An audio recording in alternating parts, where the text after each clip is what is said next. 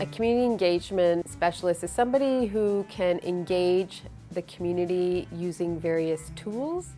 For me, the tools of engagement are educational workshops focused on teaching people, talking to people about issues around diversity. I come in wearing a hijab, and a hijab is a headscarf that Muslim women wear. People are curious, what does that mean? What does that look like? And I use that as opening up a dialogue by coming in and asking 2 questions. I'm standing here in front of you.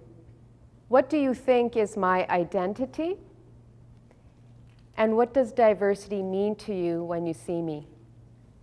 To make change in people is to connect to people's hearts, and the way that happens is through story.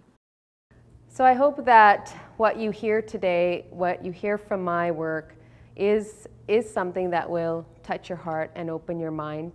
It is a personal story and journey. I have an academic background in race theory and gender analysis. However, that personal element connects more with people than the academic theory. The emotional connection comes from me being vulnerable. And I think that's another step that, in terms of if people want to build relationships with diverse people, it's admitting to that person or yourself, you know, I want to know more about you. I'm not really sure how to find out. So I might say something really silly or terrible or offensive. Please forgive me. How can I relate with you?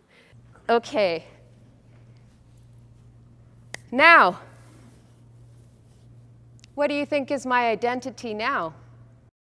I'm Meharoona Ghani, and I'm a community engagement diversity specialist.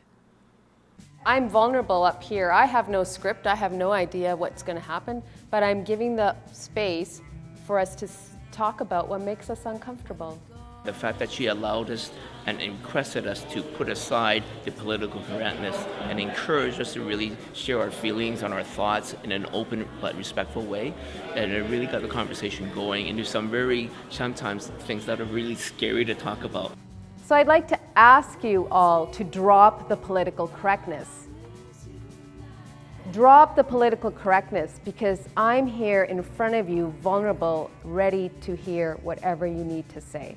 I was just slightly uncomfortable simply because I wasn't sure where it was going to lead to. And it led to all of those insights and revelations that were far beyond what I expected. I was not Muslim enough. I was not a feminist enough. I was not, I don't know, South Asian enough. I didn't have the full cultural thing.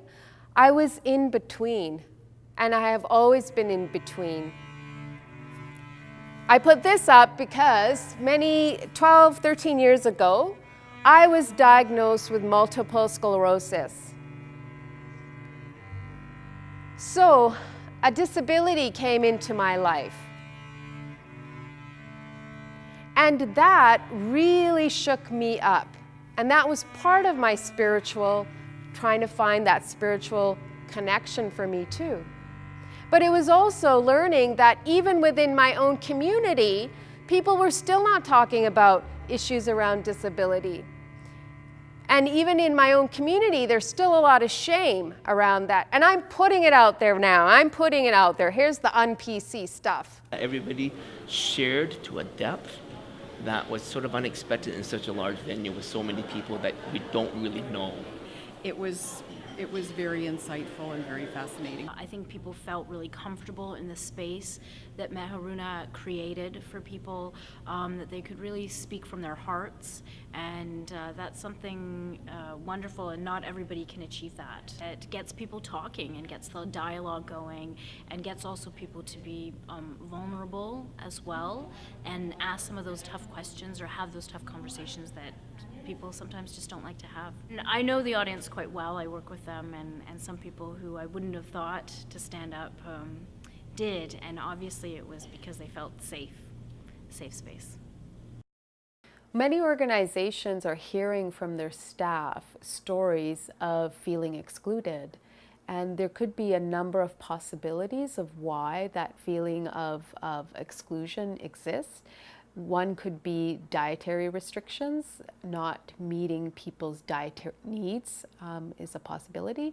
And another possibility is gender relations. People have different understandings about gender. Another possibility is intercultural communications. There's different ways that people communicate with their peers.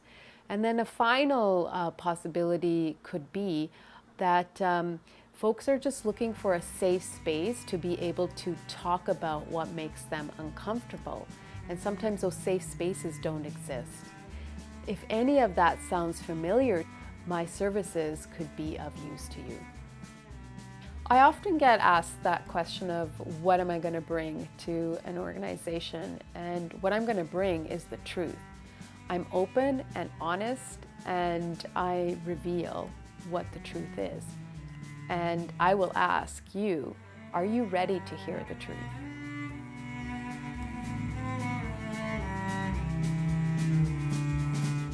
Where do we go from here? Where do we run up to? I can't stay here, I can't stand still.